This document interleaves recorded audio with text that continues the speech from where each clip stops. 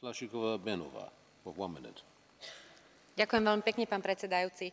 Ochrana ľudských práv, rešpektovanie rozdielnosti medzi ľuďmi a prejavovanie tohto rešpektu je v demokratickej spoločnosti rovnako dôležité ako boj proti násiliu. Ak hierarchicky vysoko postavený človek, ktorého ľudia prirodzene rešpektujú, vo svojich verejných prejavoch neakceptuje tieto princípy, dokonca ich obracia na žart, môže tak spriechodniť či podporiť agresívne konanie v spoločnosti. Ak teda predseda vlády členského štátu Európskej únie hovorí na verejnom zhromaždení vtipy o Hitlerovi a jeho zverstvách a dáva im pozitívny kontext, potom takéto konanie treba verejne odsúdiť, lebo neodsúdenie takéhoto správania môže viesť k celkovej spoločenskej akceptácii podobného konania.